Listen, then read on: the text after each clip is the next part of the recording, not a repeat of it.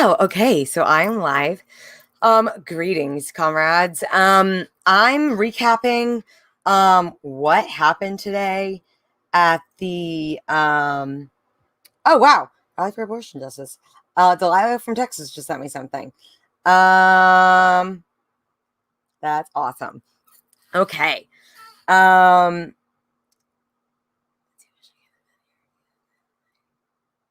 cool.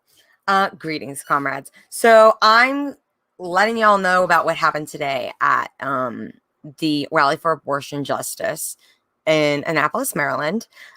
This is my first stream from StreamYard, which is now streaming to Twitch and YouTube. So welcome, y'all. Oh my god, I'm a little nervous. This is my first time doing this. My first live stream, my Twitch stream at the event went was a little shaky, and it's because I had my service dog Zulu with me, who he's great. He's a puppy still. He isn't even a year and a half. He turned a year on May 19th, and dogs and little kids are his kryptonite, and he just is a love bug and just like wants to get right up in their face and like give them kisses. And there was a lot of dogs there today at the rally, and oh my god, he's crazy. I know he's doing his best. I'm doing my best. But I'll get to that later. So to start, okay, so I was showing up at the Abortion for a Rally, Rally for Abortion Justice in Annapolis. I showed up and I walk up and I'm like, whoa, this voice sounds familiar. I'm hearing the speaker already. Seeing the crowd, and I was like, whoa, I know this voice. This is Ash Esposito. And Ash is a fellow Green Party member, and she is a Baltimore City Green, and she was there speaking, and she was telling this amazing, heartfelt story about the fact that she has undergone 2 abortions and what that experience meant to her and her loved ones, and what she wants to see going forward. So I got to meet Ash in real time, in real life. It was so amazing. And sorry, Jess. Oh my, just sipped on my cat's tail. Sorry. And discuss with her what some of her thoughts were for moving forward.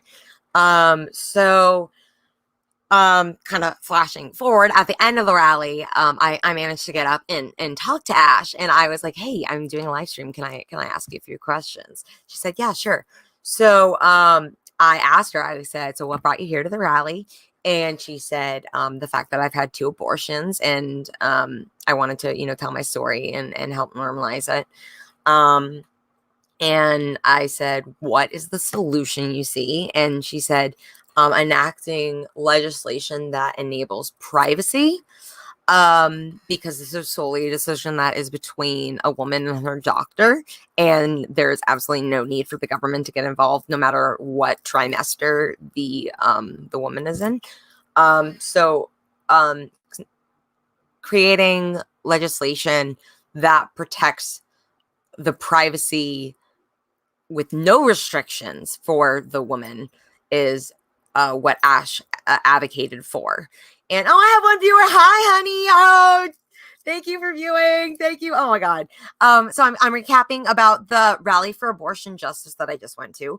And when I first walked up there, I saw Ash Esposito. Shout out to her. Follow her. She's Ash. Let me find. I will put it in the comments who she is on Twitter. She is Ash Randoms. I'm gonna put her in the comments. Ash at Randoms. Follow her. Ash at Randoms. Right? That's right. Ash Randoms. Okay. Cool. So that Ash Esposito is who was the first speaker at the rally when I showed up. And she was speaking about her experience with having 2 abortions and the fact that she felt totally violated with the fact that the government had any role in what the choices she was making with her body. And so again, fast forward to the end of the rally when I was able to catch up with Ash.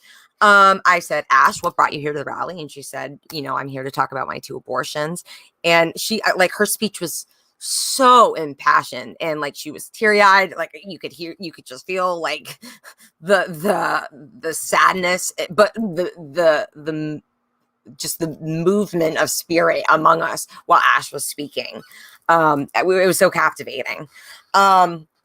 And so she said she was there to speak about her 2 abortions, which she absolutely did brilliantly. And then I said, what do you see the solution for this? Like, what's the best case going forward? And she said the solution is legislation that enables the privacy of a woman, because this is the decision between a woman and her doctor, and the government has absolutely no role in this decision whatsoever. And no matter what term or trimester the woman is in, there's absolutely no reason for the government to have any interference in this decision-making process. So she talked about how that was really traumatic for her in her speech.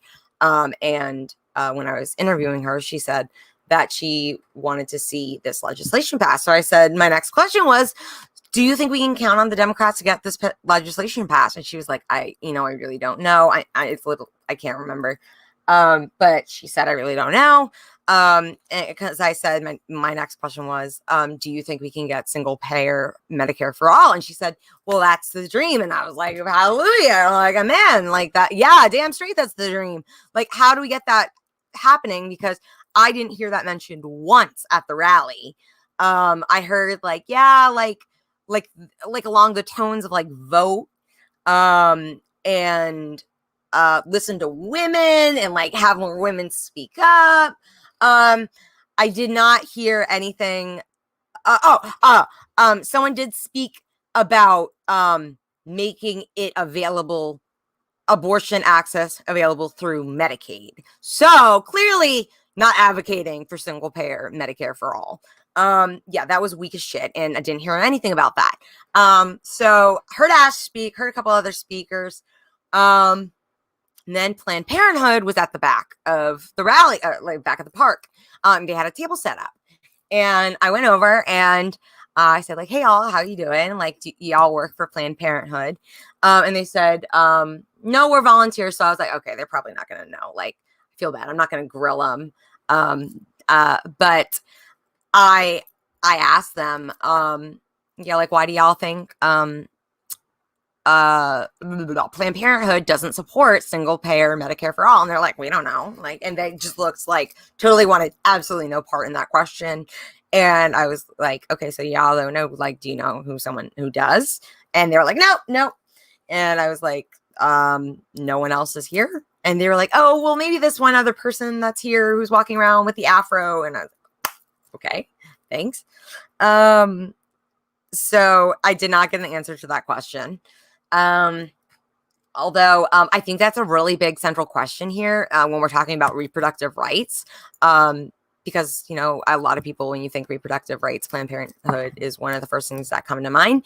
But Planned Parenthood is not an advocate for single payer Medicare for all or single payer healthcare.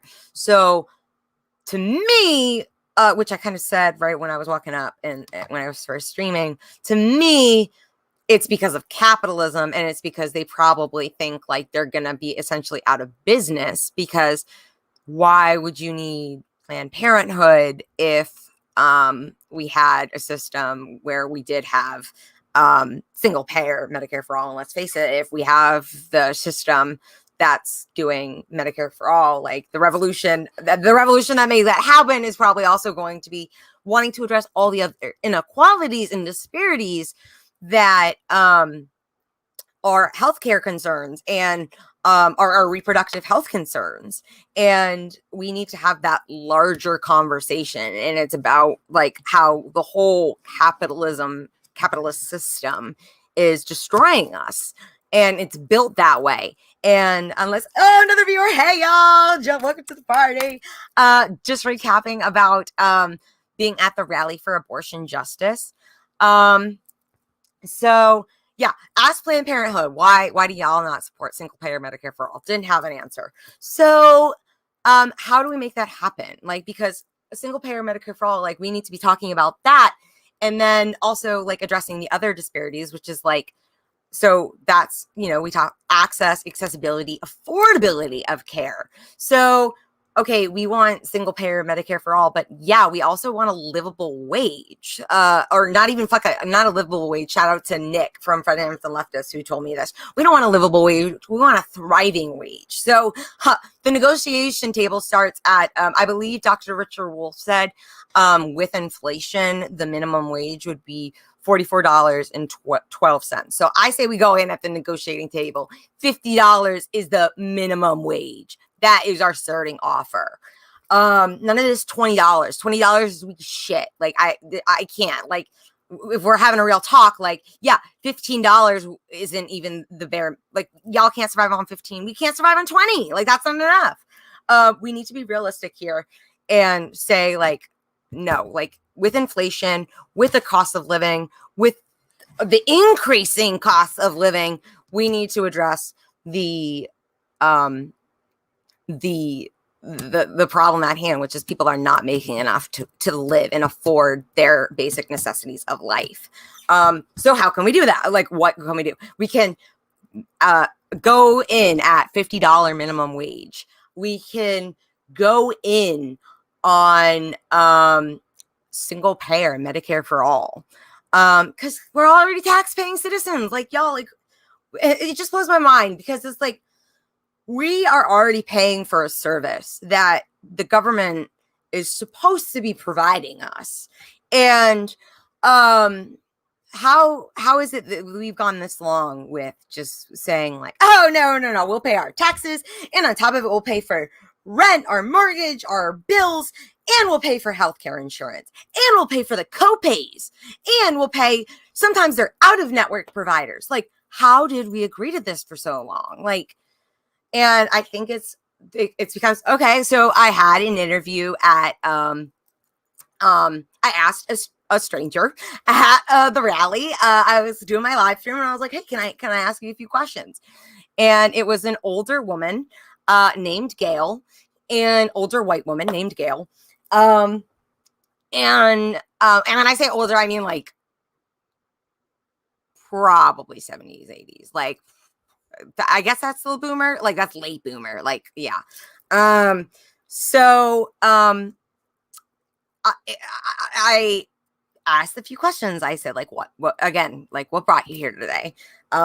Here for, I've been out. Oh, she said outrage. And I said, wow, I love to hear that. What's the outrage? I've been outraged. She said, Gail said, I've been outraged for 5 years. I was like, 5 years, really?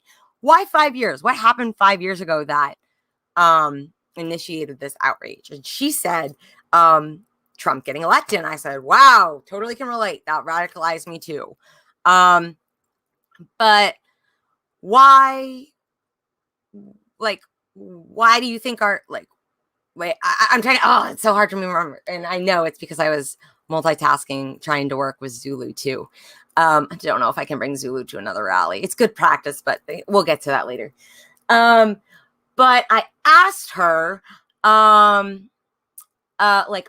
do you think, like, got us here? Anyways, Gail was very much in favor of voting for Democrats. I made it clear there's no need for a revolution.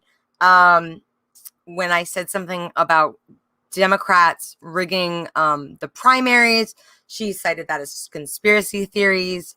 When I said they're just as corrupted because of PAC money, PAC donations as the GOP, she denied that and also cited conspiracy theories.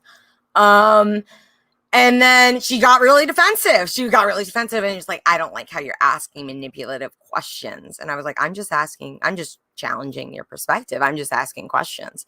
And she said she didn't like it and whatever. So we ended that quickly. But it kind of gave me like a little shock outside of my Twitter bubble, which I surround myself with many leftists who are ready for a revolution, to hear someone say like, oh, no, we can't do that. We can't do that. We don't need to do that. Conspiracy theories, like Democrats all the way, like to humble myself that this is the reality we're dealing with here. I asked Gail, like, what do you think of the mainstream media? And she said, Fox News. And I said, interesting. You only think Fox News is the only mainstream media that's, she said, Fox News is like a mouthpiece for the right. And I was like, interesting. You don't think any other mainstream media is used as talking points for corporate interests? And she said, well, I don't really know. And she's like, well, I also like MSNBC because I think they're the most, I think she said like unbiased or something like that. And she said, so yeah, it was like a follow-up question of like, okay, so you don't think the Democrats are as corrupted as the Republicans? And she was just like, I think that's when it really went downhill. And she was just like, nope, like that's not even possible. And she was wearing a John Lewis vote badge, which he proudly pointed to me. And I'm like, that's great, hun. Like, yeah, you aren't ready for the revolution. You want to just keep promoting. Oh, because I called her out on promoting the establishment because I said you're promoting Democrats. You don't think that's part of the establishment? And she said no. And I think John Lewis would very much be in favor of a revolution. That civil rights leader. I think you would very much be in favor of getting because we're struggling to get the Voting Rights Act passed. We need more than that. Like, what about getting like undoing all the harm of the protests and just all the racial inequality? Like, it's not enough. It's not enough. John Lewis would want more than that. Yeah, Gail is wrong. But yeah, it was humbling again to hear like, this is what people are thinking. Like, they are not ready for a revolution. They are very much consumed with mainstream media. They are very much getting the Democrats' talking points. And they are just eating this bullshit up. So that was the only stranger I interviewed. Because the next person I interviewed was Ash Esposito. So I asked Ash, what brought you here today? And she said, I wanted to come speak about my 2 abortions. And then I asked her, what is the way forward? And she said that's getting legislation passed that ensures the privacy of women, and that abortion decision is a decision made between a woman and her doctor, and that's ensured absolute privacy with absolutely no interference from the government with any restrictions at any point in a pregnancy. So what I got from her is the solution is legislations without restrictions enacting privacies. I think that's the best way to put it. Then I said, like, well, can we count on the Democrats to support this legislation? And she was like, I really don't know. And then I said, I asked, what about single payer Medicare for all? And she said, well, that's the dream. So like, y'all, how do we get that to happen? Because we need single payer Medicare for all, like in our Constitution for when like written up for this revolution that we're having. So we need to have women's rights enshrined in this Constitution the first time around. No, all men are created equal. None of that fucking bullshit. All persons are created equal. And the patriarchy. Oh gosh, wow. So what else happened at the rally? Okay, so dealing with ableist assholes. So I had Zulu, my service dog. I have bipolar 1 disorder. And I have my service dog Zulu, and Zulu has undergone training. To first off, let me say, what qualifies as a service animal? What is a service animal, and what's different? What makes them different from an emotional support animal? Which I have two of. I have two emotional support kitties. What makes a service animal different is that they are trained in a disability task, and that can be that's a very broad statement. Disability task is very, very broad. So Zulu's is he helps prevent my panic attacks by doing hugs and kisses, and he alerts me and shifts in my mood. So he's a service dog. I have a disability. Like, he's a dog. He's trained. He does a disability.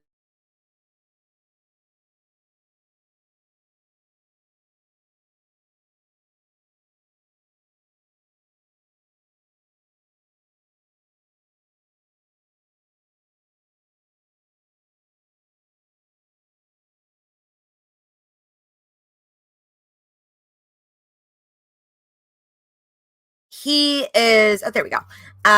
He is. So he's a service dog. But like I said before, dogs and little kids are his kryptonite. He just absolutely wants to get up in their faces and give them kisses. He's very excitable. Um,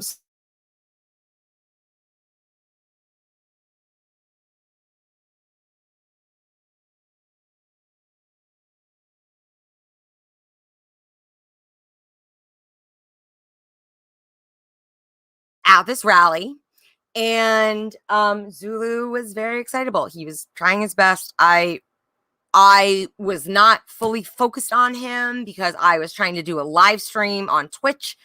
So I was distracted. And I wasn't in full control. And that's my bad. And that's one of the things that I have learned the most about having a service animal is like, this is my responsibility. And like, everything about him really reflects me. Um, so, oh, my baby, he's sleeping now. Thank God. But there was a woman, Zulu got really excited by another person, I mean another dog, and he had like jumped up before at these people, and this woman said, like, as she was walking away, oh, there's no way that he's a service dog. And I was just like appalled. Ash was very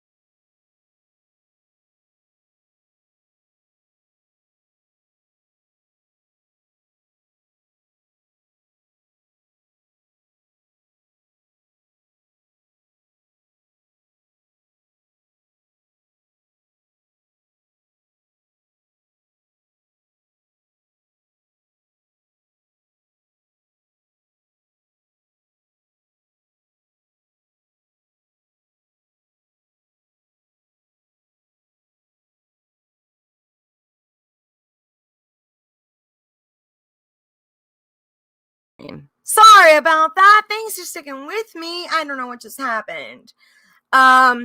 Where was I? I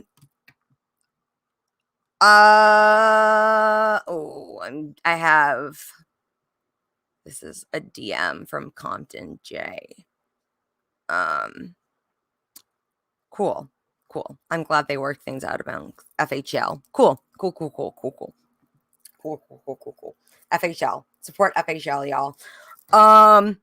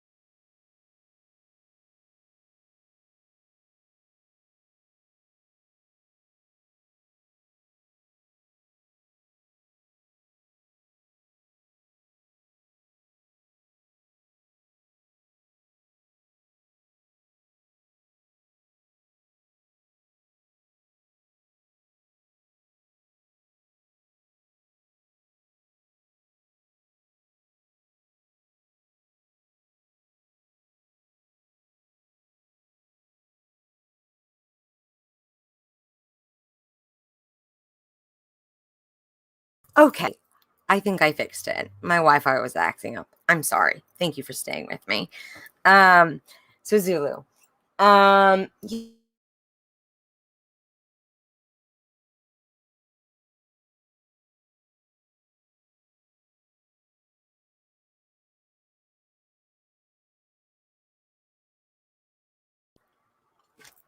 I have no idea.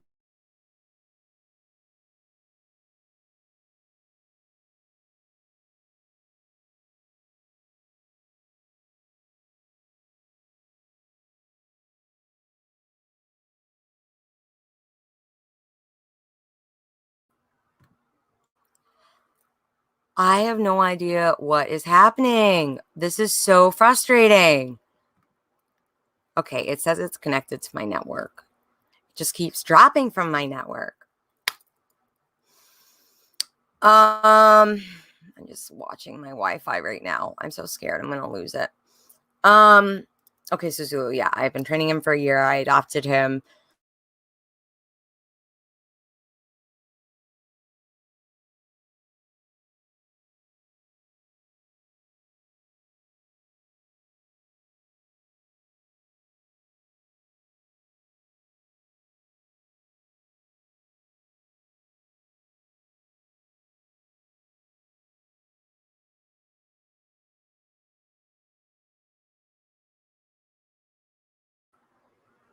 All right, I'm gonna text my dad what the password is for the other Wi-Fi network, and I'll be live streaming again.